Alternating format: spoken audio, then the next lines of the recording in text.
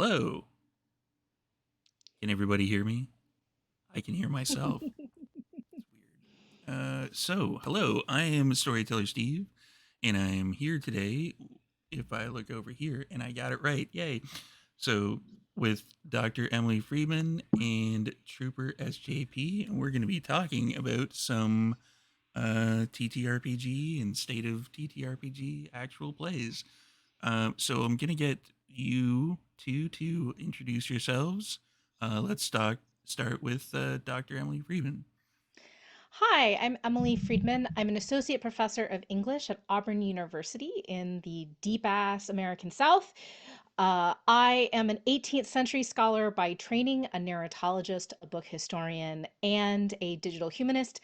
And for the last, oh dear, 5 years, I've been focused on the study of tabletop role playing games and actual play, which is old enough to have a history. I also judge for New Jersey WebFest in the actual play categories and write a little bit for Polygon as well as on my own experimental review site on my website. And Trooper. Hi, I am Trooper SJP. It is lovely to be here. I know the Vancouver by night because they have amazing vampires also by night in Vancouver. Good actual plays there. I am a longtime gamer. I started back in 1983. I have written for games published in various games magazines. So I design, I GM, I play. I'm also an academic, an associate professor in media studies, Hey! music and media studies, and I have worked performance studies, all of that good kind of critical theory. And I've been working on this sort of a thing for quite some time. I've been doing sort of some big data things and some analysis, plus also have a long history of performance as well. And I have been producing APs for 7 years now. We're gonna get into the music part in another conversation. Well, that's what I do. I have a lot of um, feelings about music, and they're like this, like that's this. so for this one, we're going to be talking about TTRPGs, specifically kind of AP stuff. If anybody has any questions, toss them in the chat. And we are also doing this as a fundraiser for Take This.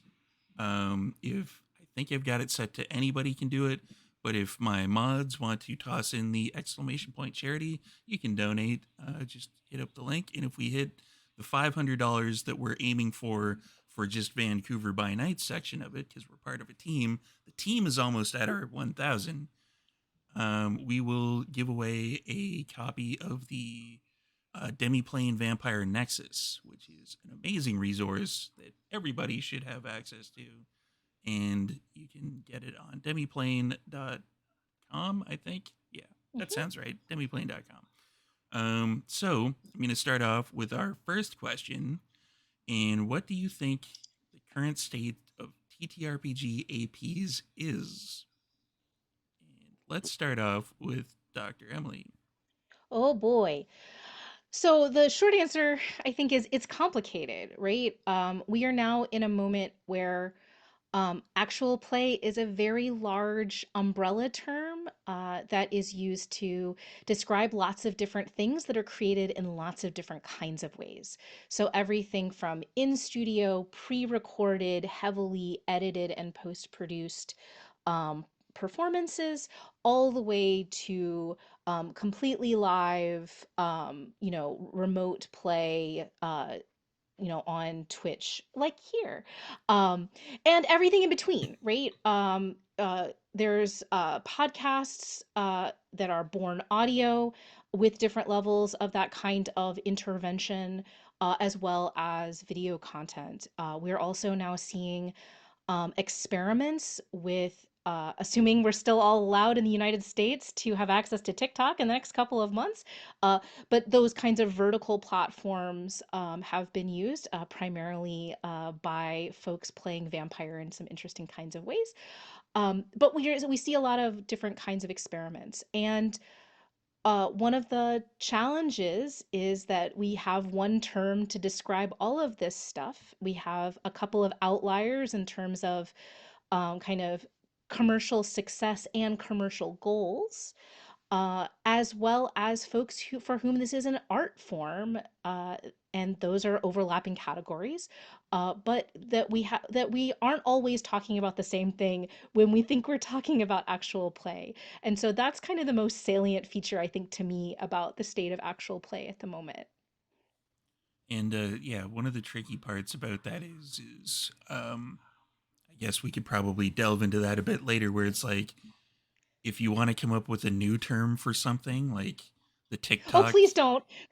Not yeah, yet. We're not ready yet. That's the uncomfortable part is it's we have to communicate this term out in a coherent way, and then start to kind of bring the nuance of these different elements of yeah, the umbrella. yeah, where it's just like if you want to bring in a new term for something, it takes some people don't like the new term. You kind of have to like get people interested in the new term. It has to catch on in a wider kind of audience for the new term, and sometimes it just doesn't work.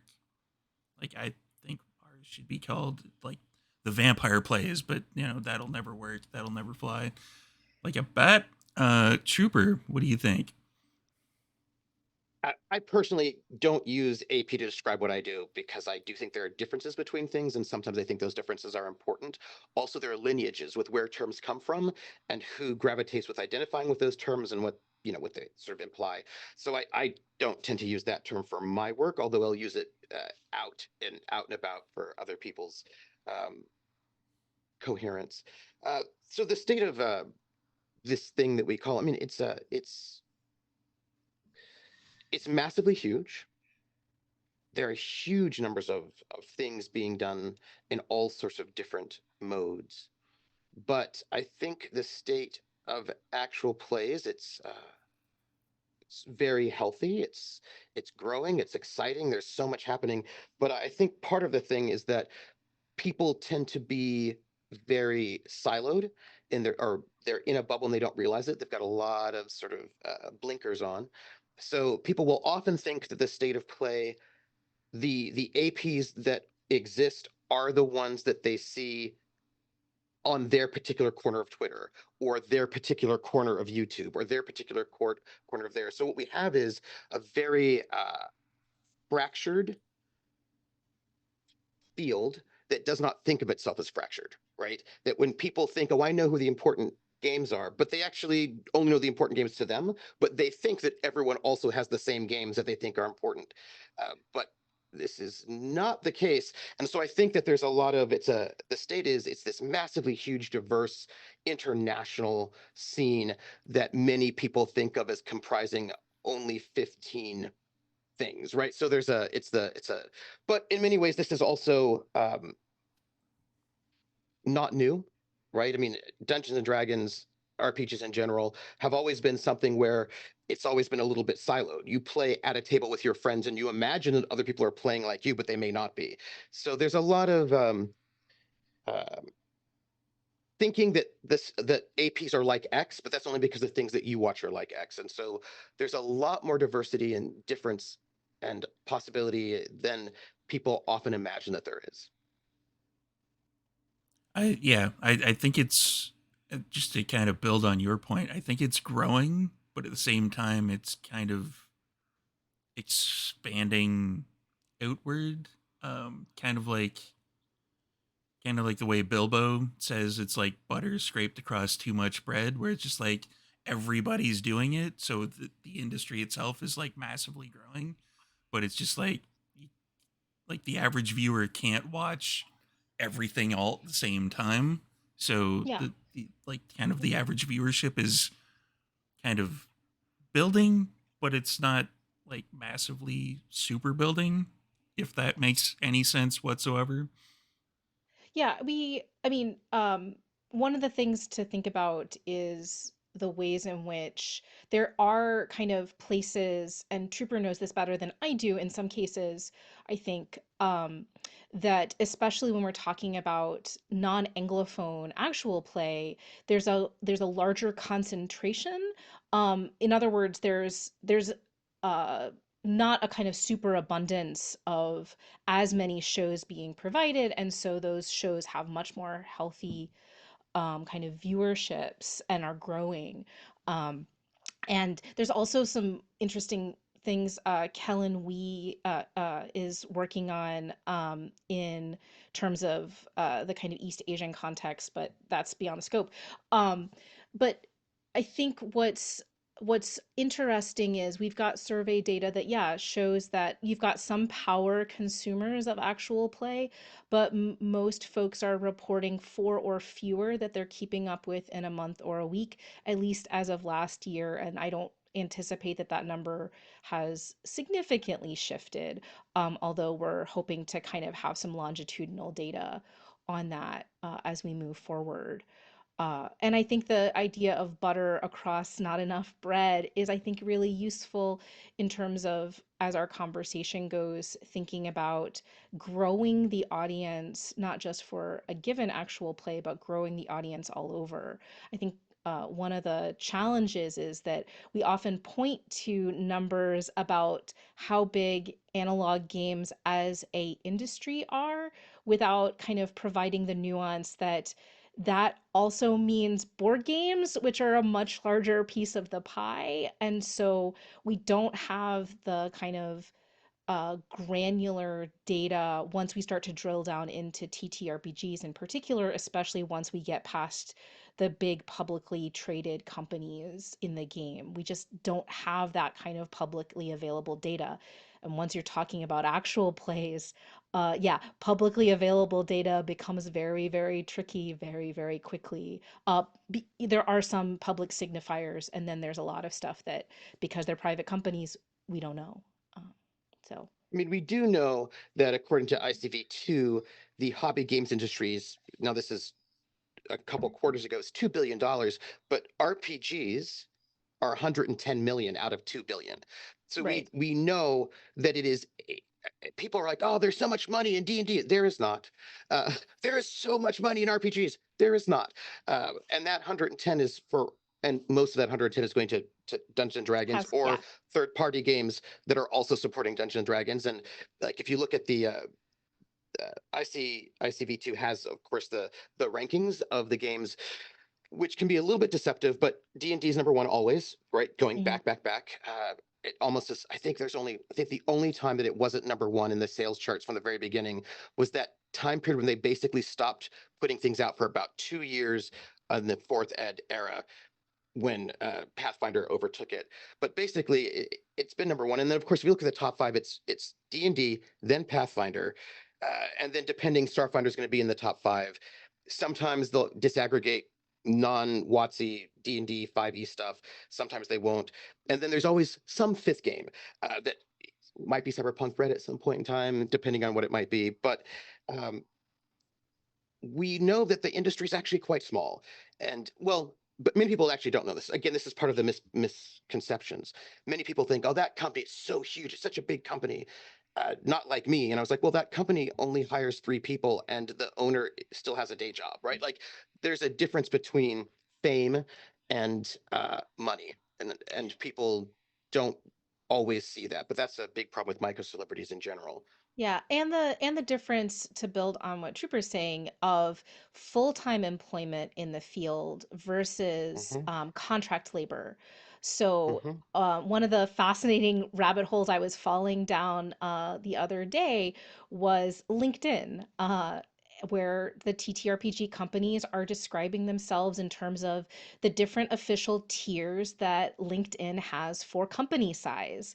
And none of them are significantly large when you're talking about full-time employees. When you're talking about people who are affiliated for different commissioned labor, then yeah, some companies are pulling in lots and lots of labor, but also those folks are working for every company they can, plus probably a lot of stuff in other industries. If you think about commercial illustration or editing work or those sorts of things, right?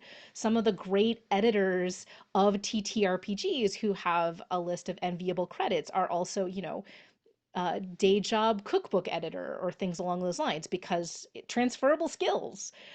in those kinds of ways. So yeah, yeah, even when we're talking about the side that makes the books and the products, we're talking about a small economy. Yeah. It's just hard because there's so many zeros that it's hard for us to think about, oh, right, what does that actually translate to, when we're thinking about, Kickstarters that are trying to get a couple hundred, a couple thousand, a couple tens of thousands of dollars.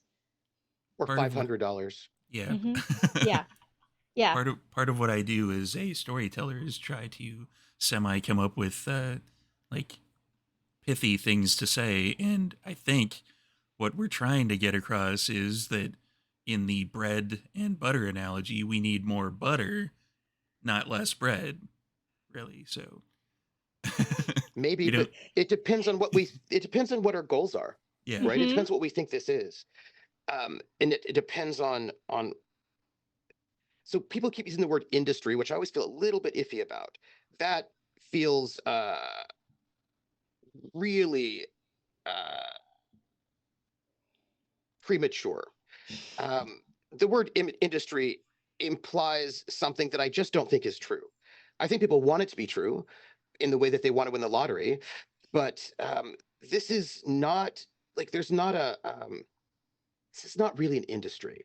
This is something else, right? Like I don't think of okay, YouTube is a company, but YouTubers are not an industry, if that makes any sense. There are like a very small number of Yeah. YouTubers who do this full time and make any sort of money, and it's like five people, and they're being held up to make you think that that's exactly what it is. But it's amateurism, and I mean that in the best way, like not in a judgmental way. It's people on their own deciding to do something and putting it out there, and then corporations making profit off of that, but them not.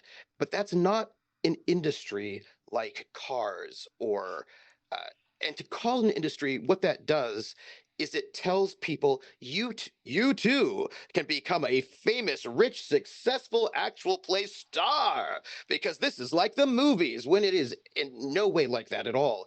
But that we believe that helps make means that we make free content for companies, right? But we're not making that. It's uh, Yeah. industries have infrastructures and uh, have a they are a different thing than what we are. But we are living in a time when everyone is thinking in terms of this sort of super massively bombastic thing, and I think there's a lot of uh, Evidoa says it's a creative space more than an industry, and I think that's true. Yeah. Um, Shout out to and I Evil think Dog. that yeah, absolutely, and I think that people want it to be something different, right? They want it to be something different than it is because they have dreams, but it and because they're looking at outliers rather than the whole. Well, I mean, I do want to. I agree in many ways, and I want to kind of just note a couple of things. One, this is the actual. We're trying to put data. My research student Barnes and I are trying to kind of put data to this kind of assumption about what creators think, over the next year between qualitative interviews and survey data. We're very curious about, kind of how people see their relationship to these terms: community, communities, industry, as well as their aspirations. And so we're going to be asking those questions. So hopefully folks will get involved. Um, One of the things that I always come back to is a book that's a little old at this point, about a kind of previous iteration of the creator economy, or whatever you want to call it. Brooke Aaron Duffy's Not Getting Paid to Do What You Love. And Duffy interviewed beauty and fashion influencers during the height of like blogs and the kind of pivot over to Instagram. And what she found, and I think she still holds this to be true, she continues to work on influencers in different media structures and platforms and whatnot. But what she argued was that, these are folks who are making more of a rational decision in many cases, not in every case, but in many cases, than we tend to give, especially young female influencers, credit for. Because if you're a person in your early 20s and you're looking at an economy that's on fire, and, I'm not telling folks to go into academia. It's been casualized to within an inch of its life.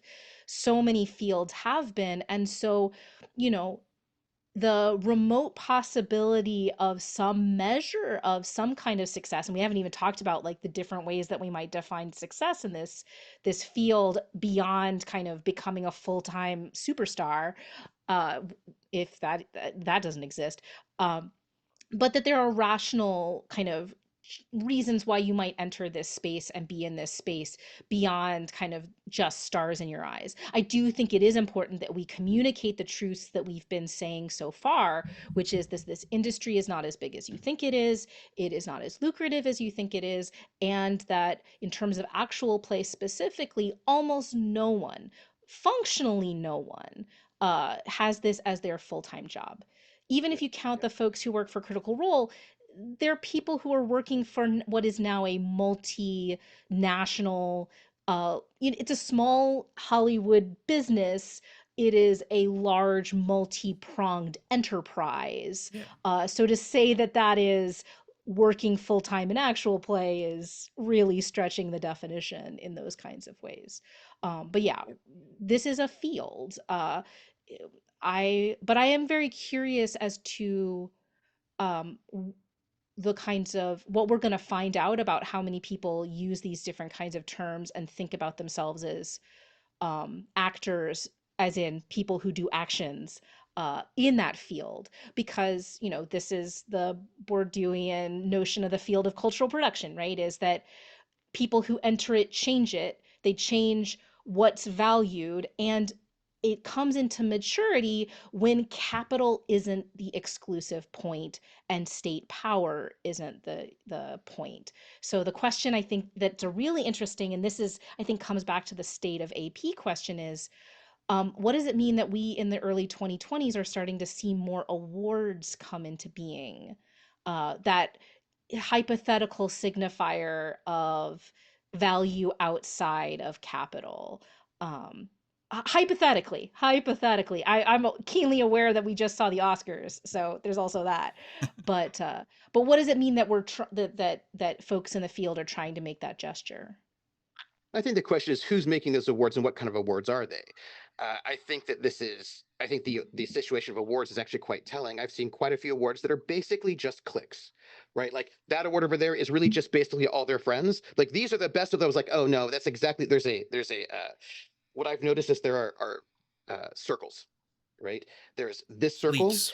There's the yeah. Well, click is a little bit tricky, right? Because oftentimes they don't necessarily think of themselves that way, but more like there are like gravitational pulls, right? There's this circle, which is there's the critical role circle, which is going to include Dimension 20 and certain sort of channels that have sort of been around that, hyper RPG, et cetera, right? Then there's this other circle over here. Then there's other circles. So these clusters of channels and clusters of fans. And sometimes those clusters overlap, and sometimes they don't even know that they exist. The other cluster exists. And so I often see someone's like, I'm going to make this award show. And that award show basically stays within its cluster. So if it's a particular kind of Twitter cluster, then it's the people in their Twitter feed, the shows that they think of in their, it's that particular cluster. And then only that cluster is going to get awards. And they think they're awarding the entire AP space, but they're awarding their cluster. And then you've got the people who are very desperate to get Emmys instead, because they think that will get them that's where they want to be recognized because that's where they're looking. They want to be in a cluster that involves television people, right? So they're the awards themselves are quite telling because they reveal the siloed nature of this space, right? Yeah. Yeah, the fact, it's really interesting. Yeah, I think that um there's a real strong desire, I think, especially in kind of interaction with legacy kind of barriers. Say the Ennies has still one category to cover everything, and it awarded Mhm. one podcast the award 5 times. Yeah. Right? So you can see the kind of democratic impulse to say, let's go to the logic of the crowd. and without kind of being aware of the kind of the challenge of doing that at this particular moment in the medium, where yeah, you've got discoverability issues that are not just about the shows, although that's a big part, but also the discoverability of the awards themselves, right? Hmm. And nomination cycles and things like that. You know, as of the time of this recording, there are five streaming nominations for the Ennies. I hope that number goes up, but I'll be very curious to see. Also, I'm reasonably certain that there is not a drop of melanin in those submissions. That's very worrisome to me. Um, but so awards kind of go in these different sorts of ways, right? You know, the language of the metric of the crowd is a valuable one. The metric of the jury is a valuable one in terms of expertise once you establish who's considered an expert. I like the Dicebreaker Awards for this.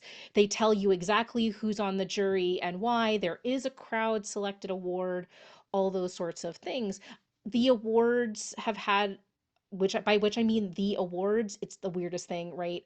Um, they at least they write an essay as to why something won what it did, which is I think a really fascinating development. The way you fall off the horse, of course, with jury awards, I say as a judge, right, is judges come with their own sets of aesthetics and biases and things like that that they bring into the jury, so you have to ideally have as big a pool as possible of jurists, and that's labor. So no, it's and so I have compassion for the kind of difficult bind, you know. Again, it's another part of the field where nobody's getting paid per se for this labor, but how do we do this right? And everybody's trying to figure it out. I was just talking to the Rainbow Roll folks who have a really interesting judging document and voting document that's I think is going to be an important part of the next round of their awards that I'm looking forward to see. And of Uh, course, there's there's capital you get, right? I was talking to somebody who was nominated for a particular award, who refused to participate, and I was like, "Why?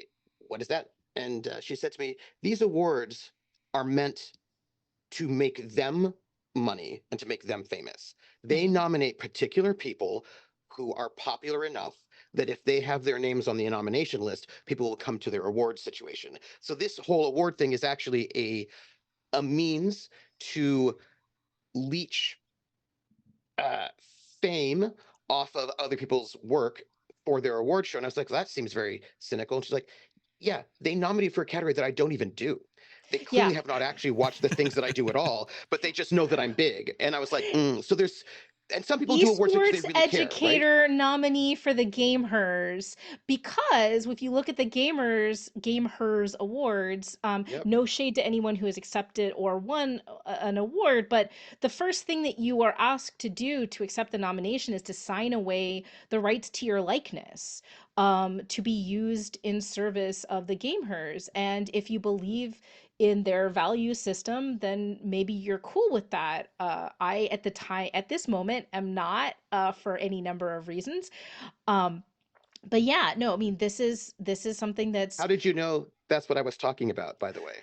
oh, well, because how many of us in this space basically said, nah, no, thank Yeah. you. It was very funny because the Gamers were actually in Atlanta, and I was like, this would be very funny to observe, but not funny enough to, you know, sign again. Yeah, again, sign away my photographic likeness, my reputation, which is for me Mm-hmm. one of the only things I Mm-hmm. have, right? In Yeah. many ways, which is, as Trooper says, a kind of capital. Yep.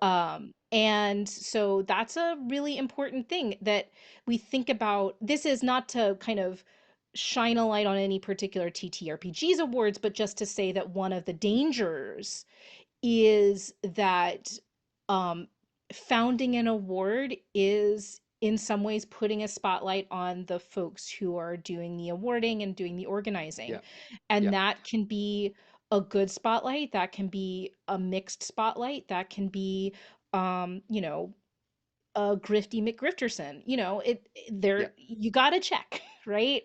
Yeah. Um, I'm reminded of like early web media, like back when there were like web rings and everybody was on a web ring or giving Yeah. an award, and the awards were all bullshit. But you know, you had little animated GIFs at the bottom Yeah. of your dumb dumb GeoCities page. Or maybe that Yeah. was It's just me interesting. in ancient Or the times. cursor that follows you around Yeah. the GeoCities But page. I Yeah. think it's what I think is interesting about this is that I've been sort of fascinated. I've been doing a thing recently where I've been collating different RPG awards over time and Ah, sort of seeing what kind of patterns. And what's interesting is, of course, the politics in those awards. And if we're going to slide into actual plays, there are some challenges, right? That the Annies, a lot of the big RPG awards have created spaces for non-books, but they're still mostly for podcasts. And then actual plays are like, oh, well, we don't necessarily fit in there. Oh, okay. But then if you look at things like Streamy Awards and YouTube mm, Awards, they're not thinking about APs, they're thinking about Mr. Beast, right? And so APs never get up in there. So there's a way, and then of course, um, uh, podcasts have established awards, but again, APs are not what they're thinking about. So this is a particular sort of art form that doesn't fit within easily, or they haven't really been thought about yet within the sort of award systems that we hang out mm-hmm, in the same way that mm-hmm. Twitch Yeah. wasn't thinking about APs when they first started, right? And you have to sort of find your way in. And so sometimes people want to be within these larger awards to get that kind of recognition from without. Sometimes they think, let's make our own award, but then what is this space? What are you awarding? And I Mm-hmm. think that that is something that people don't think about. So I think about, speaking of the Oscars, one of the things I think about, it sort of hit me once when I was like, oh, people don't actually understand what the Oscars are at all. Whenever I see people complain about how this won and this didn't win, I was like, oh, you think this is the People's Choice Awards? It's not. Right. It's This is not. no, this is like people in the industry giving awards to other people in the industry, this is not delegitimizing it. It's like I'm a cinematographer and I want to figure out who I think are the best other cinematographers. And so there are all sorts of criteria that are going into voting that we don't even know. Like we don't know some of the elements that a cinematographer is going to use as a judgment to give an Oscar to other cinematographers. Right. We just think, oh, that looks pretty. And so I think there's sometimes we don't even understand what the award is for, what the criteria is, and that so an award is just not like a thing. It's a really deep, complex function, right? And they can do so many different things. Yeah. Yeah, I mean it's like, you know, the old Oscar, it's an honor just to be nominated. That's because only your guild gets to Yes. contribute to the nomination process. The whole Yeah. academy votes and then bullshit happens on the who actually wins the award, but the finalists are selected literally by the peers of the Yeah. cinematographers or the writers Yeah. or things along those lines. And I think that's the conversation which has been fascinating to watch start to grow over the next last very few months about the role of criticism and aesthetics in actual play, which is very much in its infancy. I would not. I'm obviously in my second year of judging actual play, and I'm still trying to figure out what does it mean? And I'm asking constantly, right? Other people who know more than I do, you know, what does it mean to have good sound? What does it mean to have an award for best moment? Like, why is that an award? I mean, that's not an award I Yeah. judge, but in other award Yeah. systems, like, and Yeah. how do you judge that? What can we Yeah. reasonably judge, right? Yeah. We've got educators on the call, you know, thinking about, you know, is this a rubric situation? You know, what, and standards matter, and what I'm reasonably feeling like capable of judging is different than, you know, somebody who spends all their time, you know, obsessing with Audacity or what have Yeah. you, and knows Yeah. exactly like, oh, that could have been, you know, Yeah. rendered in a more sophisticated way, or that little touch that seems so small is Big. kind of a master stroke, Yeah. right? Yeah. And we don't have that language yet, and because partly of that amateurism, right? That sense that that there's people are the form is not large enough or successful enough to support robust critique. And I think that's a shame. I think that's a shame and a not a framing that I am excited about, certainly, as I, try to study these things. Yeah. I think we can say some things about this stuff and what makes something strong or in need of development and improvement. Well, I mean, Uh, I think that we certainly have the ability to do good critique. I don't think anything is, and I'm sure you would, I imagine you agree. I don't think anything is immune from the ability to do good critique. I think the problem is not that it's too small or da da da, because you know how it is. Academics will go do an entire 400-page dissertation on like matchsticks. People will do all sorts of things. It's always there. I think the problem is that we're dealing with a general lack of media literacy. I see this all the time, and right now with Daggerheart coming out, I'm seeing it especially that I'm seeing a lot of critiques of Greg. I'm seeing this.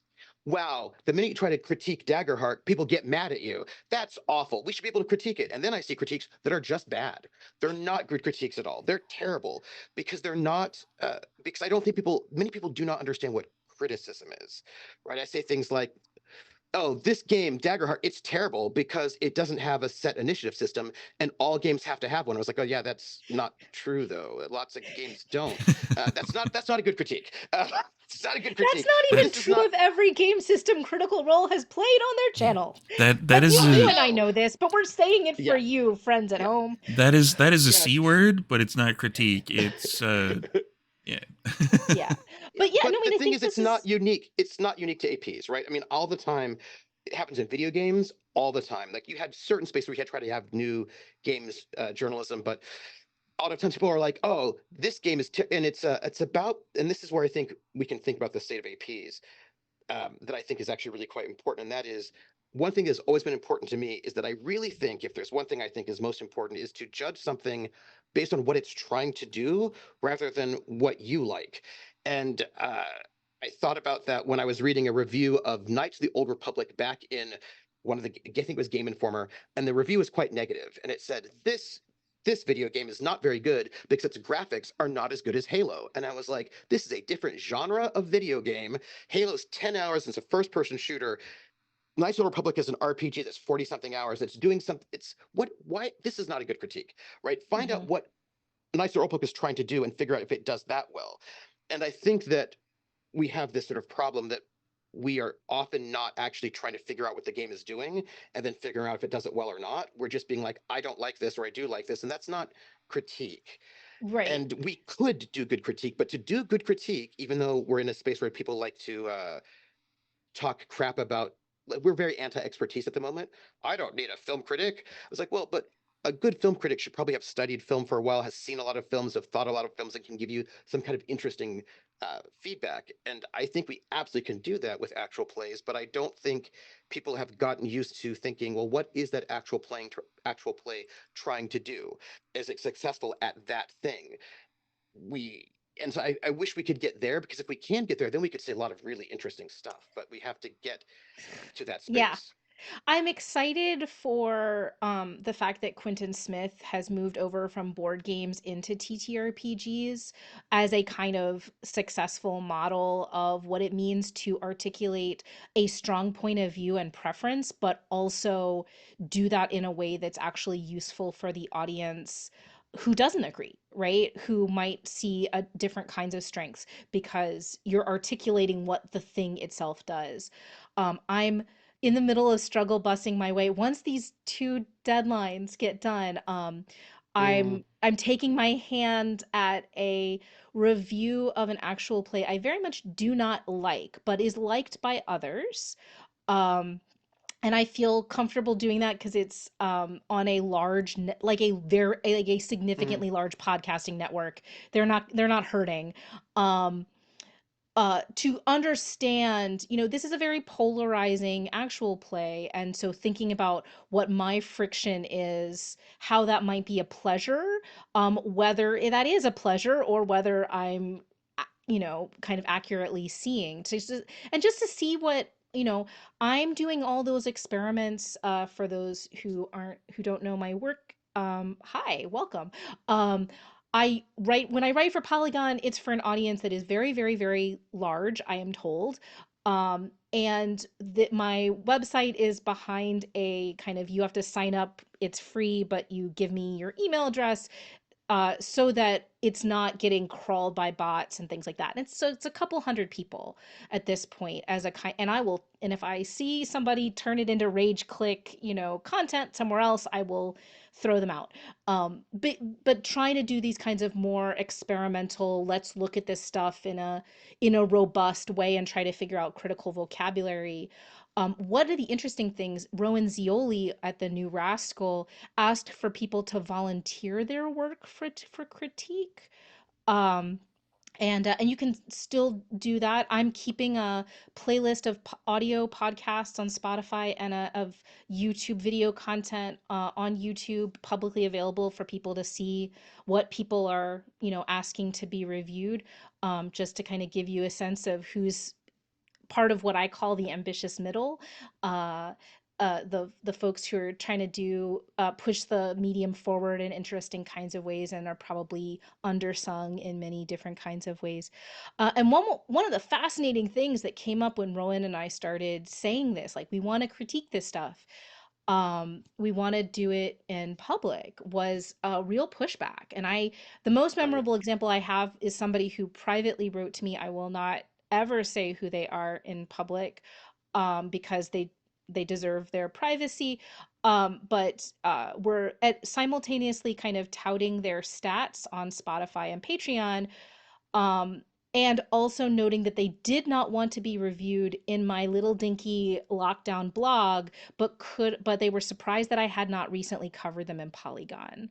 And that's the Hmm. disconnect that I sometimes am like surprised by. Wait, you want millions of people potentially exposure based on Polygon readership, but you don't want someone to take you seriously enough in an audience of hundreds. That's fascinating, and I don't know what to do with it, honestly. I find For it me, it's really tied in. interesting. For me, it's tied into to sort of like yes and you. It's tied into this thing that I see all the time, and I was like, you say that, but you don't mean that, or you mean something different than what exactly what you're saying, which is why don't people review my indie RPG? It's so important for you to review my put a review in on Drive Through RPG. Like I really want. Why won't people do that? And I was like, well, you actually don't want to review. What you want is 5 stars. Unless there's someone's going to give you 5 stars, you don't want them to review it. You don't actually want to review. You want 5 stars for your engagement so you can get more visibility, so you can sell more. But what if I don't think it's a 5 star title? What if I think there's no index and the edit, whatever the thing might be?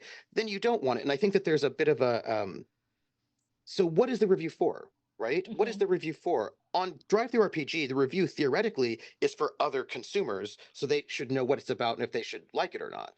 But it's also the metric by which people might get themselves more visible. And so it's like grade inflation, you know? So I think that sometimes people don't actually want reviews. What they want are ups, Oh, right? for sure. Well, and what's fascinating to me was somebody who I very much like and respect and have had deep conversations about the field with, actually more than one, expressed surprise at the fact that every contract I've signed with Vox Media has been for a review or analysis. I don't review or analyze things I don't think can survive that process. My Because my attitude is the medium for a long time has been in a place where we're trying to promote the medium, and thus we want to promote strong examples of the work. But we're moving to a different place as the proliferation of web fests and all these sorts of things start us thinking about, okay, so what does it mean to compare and to critique and to talk about strengths? And now it is time for us to do a different kind of, engagement with the public, to absolutely promote the medium and absolutely promote things that we think are of high quality, but also to kind of grapple with things that are, have some strengths and some weaknesses and Yeah. talk about that in public. I think it's also Um, tricky because uh, TTRPGs, like various other things, are people's identity. People have come to identify with the games they play as if that game they play is themselves in some way. and the styles they play in is also themselves, and that's how you Yeah. get like the indie versus OSR wars that were just ugly. It was just ugly, Were and there would be but no, but I'm talking like the high no, point no, of it I when it was at its like hottest, it's now more of a Cold War, it feels like. yeah, it's a cold no, but it's not like it was where like it was. I mean, I was like, why are neo Nazis here right now? Doing what is going on, right? Valid, valid. And I mean, I was like, whoa, this is wild. But this it's because people begin to feel like I like to play this way. This is, and if you don't like it, you're saying I'm a bad person. And things have gotten so hot that it becomes some critique is just a war with other people that you don't like. So that's not great. And then some critique is seen as a personal attack when like it's not even you. And so I think it becomes really tricky when we're in a place that people have so internalized some of these things as who they are, having even a very fair and loving critique can be seen as some kind of uh, like desperate wound. So that's a triggering thing, and in some spaces, um, fans of Jane Austen are just probably not going to be reading academic books on Jane Austen. So we can kind of say whatever we want, and like we're not going to worry about like angry Jane Austen fans yelling at us. Oh, bless your Some heart. fields have some fields have overlap. Um, probably Jane No, Austen does because they're nerdy the that way. Austin bitches will come for you. The Austin Yeah, bitches have. So yeah. yeah. Well, there's Also, opera actually has that thing too. there's a good point in the chat. Icar and Ink actually said one of the biggest problems is that when people criticize and critique things when it comes to TTRPGs, it comes in very big. I know better than you. Mer, mer, mer. Yeah, yeah, It's yeah, why we started the hashtag critique without hate, and it's like, yeah, that's a very good point. And I think if someone is in the industry, if somebody is like an actual play, either producer, performer, whatever, their critique will probably be seen as more of an attack than somebody who is like removed kind of from the industry, who isn't actually an actual play performer, and that can actually like that has been watching a lot of actual plays and can actually like critique Well, professionally, I guess would be the best this way is of putting it. this is the challenge in both TTRPGs and TTRPG actual play specifically. No one is a floating head on a stick completely yep, disconnected. It just I thought that was what I was until I wasn't, right? It doesn't take much to become embedded, right? Yeah. And we have all kinds of theoretical apparatuses to understand that embeddedness and think about it and think through it and pay attention to it if we're careful. But it's still a reality. And the number of academics who are also tabletop designers who are in the yep, field of game studies is I mean it's practically like an overlapping Venn diagram. I think I yep. mean, even I've put together a dumb for the queen hack. Not that I'm, have professional aspirations or anything like that, and I think there is a distinction in that way. But yeah, I mean, to know this stuff is to have been a part of it in some way, shape, or form. For me, I see like I'm about to be on a charity one shot in a couple of days, and I see that as field work, not promoting an alternate career. But so do lots of other people who participate in the field, right? That there are pleasures beyond kind of assembling a professionalized identity. But yeah, so it gets weird, wild, fast, right? And one of the constant things that I have to interrogate my reaction to any actual play is and I think this is true of all of us, every actual play, because of the nature of the layers of what we are watching or listening to, part of it is a empathetic reaction to the people who are watching, right? It's a little bit reality TV, only better than reality TV. Um, at least in terms of non-scriptedness. Uh, but I have to think about, okay, am I having a reaction to how something is composed and put together and told, or am I having a reaction to the people, especially once it's people I know? Yeah. So, Yeah. I will say, I think we have to really, one of the things I think we have to ponder, and I think this is a tension. um, what are we trying to do? If we talk about new and innovation to make it better, right, to move forward, what are we talking about? Towards what, right? Is your Mm. goal to make TTRPGs, actual plays, films? Do you want to get as much respect as Hollywood does? Is innovation, success, and good quality for you making a game more like a TV show? Or is it making it more like wrestling? Like what is it that you think this thing, what is in your mind, what sort of pre-existing covert values do you have about what is or what isn't a good form? And I think that especially, let's say, the more famous and professionalized APs suffer greatly from a kind of not all of them, but quite a few of them. I know some of the people behind them who definitely have this mindset, have the same mindset that film had in the beginning and then television had. Right? When you look at very early film, they just look like theater. They're really trying to do theater because that's the venue that had respect. Television was trying to look like film. But if you do that, then you're not doing your own thing because film is not theater and television is not film. Television can do things that film cannot do. It's the same when people say, "Oh, we need to get this video game turned into a movie because then we'll get respect because then that will be better." Well, what makes a film better than a video game? And Yeah. I think that there is a tension where a number of people think the way to make APs better is to script them, to basically turn them into TV shows. And then that will make them better, more popular, will make more money. But that's about being embarrassed in many ways, right? About the medium that you are. And there is a habit of not casting people who play RPGs, but cast people who don't, but who will get you, hopefully will get you into some other field. But I don't tend to find those things to be the most compelling in the end, right? Because they are giving up the medium that this is in hopes of trying to get some other medium that, you'll never get the budget of a TV show ever. Like, and you're not going to like that's just this. It's a different medium, and so I think that there's a, a desire sometimes. Some people are like, "Well, I'm a failed actor, but I can get back into Hollywood through an AP," and this happens, and I think that we have to be really thoughtful about what it is that we think is an innovative game or an innovative thing, and are we just privileging the cultural capital of film and Yeah. television and ignoring what this thing itself is? Yeah. And I think there are some things to think about in terms of that. One is scripting is of course an element of LARP. And so, just to note that like obviously like we often see pushback against the notion or idea that something is scripted.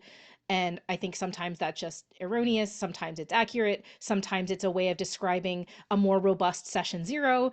Uh, Yes, and yeah. and sometimes there's actually like I have seen scripts and but usually when I've seen them they've been in service to a LARP, which LARPs that's part of the form. And actually LARPs are a neglected part of what we've got going. I do think that intentionality and thinking seriously about the possibilities of the medium is um unevenly distributed in terms of something that folks are thinking about. And I think um that's a real shame. One of the things that I've been trying to figure out how to ask in the most recent survey that's going to come out, fingers crossed, in the next couple of weeks, is just asking the question: do you watch one or listen to your own actual plays or anyone else's?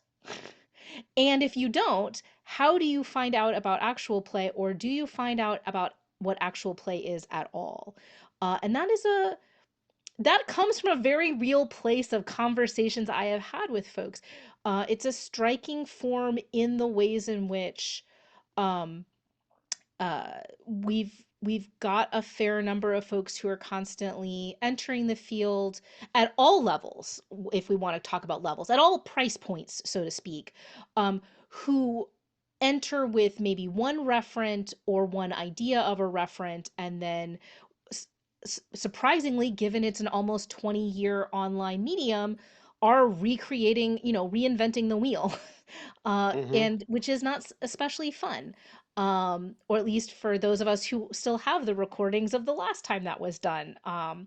And sometimes you make things anew intentionally, but in many cases, I think one of the challenges of the form is that lack of kind of reflection across. Hmm. Um, Yeah. I will say one thing in favor of um, the seemingly ubiquitous hiring stunt casting or hiring of somebody who has no experience. I think generally speaking, all celebrity tables don't work especially well. I think Wizards did a bad thing when they moved to that as their promotional vehicle. On the other hand, I think it is often useful for actual plays to have a player at the table who is new as a gateway and a Mhm. focalizing point for the viewer. And so, but I think there's a whole conversation we could have about expertise and craft, and I'm excited to have it one of these days. Let's do Yeah. that next time. Yeah. We are almost out of time, actually. So I'm gonna get the in Streamlabs just popped up the thing in the chat for the donations. Thank you everybody who donated. We are actually above what we were shooting for the team goal. We're at $1,070 for Take This. They are in Amazing. they are in a bit of a money crunch right now, so we're trying to help them out as much as we can. Um, Vancouver by Night, we personally, as a channel, are at 280 out of our 500. So if you can, donate. If you can't, grab the link in the chat, toss it up in some social medias, help spread the word, and yeah, we'll get some outros from the my two lovely guests over here. Let us know where you're going to be, what you're doing next, what you're working on, and let's go in the reverse order. Let's start over with Trooper. Hey, how all? It was thank you for this. Thank you everyone who donated to take that. No, take that as the British boy band. Take this. Sorry, very I different. want that Maybe not. I cover. don't know. I mean, right? Um, I will just say, like my I've not finished all the aggregation, but just so you know, because this is important to me, because one of the things that has driven me to sort of really do some of this data is because people think that they're doing badly. I've seen so many people who think, oh, I'm just a small streamer, I'm a failure, I'm not doing very well. But they have no idea actually what good is. They just think they're bad, but they're not bad. They're probably really good. Um, so at the moment, I still have got a little bit to do. The median average viewership for a TTRPG stream on Twitch is 4 for 2023. So if you have 4 average viewers, you are median. You're not bad, you're not failing, you're actually, good on you. The vast majority of streamers don't hit 3 average viewers, and that's full on wide. I um, saw a there stat have been that was like less than 3% of the people on Twitch are actually affiliate, which you need 3 viewers in order to do. So, it's 15 about yeah. 15% of Twitch streamers are affiliated, but only 0.5% are partnered, right? And that's 75 average viewers. So the vast majority of people are not doing better than you, is what I will say. Yeah. Uh, and also, there's like almost 30,000 RPG channels streamed last year. So there's a massively huge number of people streaming from all over the world. And you're like, if you're streaming out there, you're not, you know, give yourself some love. Don't be hard on yourself. Don't judge yourself by an outlier, because you're probably doing quite well. And because your median average viewer is 4, do what you want to do. Don't listen to other people's advice saying that if you're not in a studio, you'll never be good. If you're not in this, you'll never be good. Because actually, people have one of the top 10 D&D channels has no face cams at all. It's just Map and Mini on Roll20 doing a D&D module. You know what I mean? Like any sort of thing can be successful when we understand that success is 4.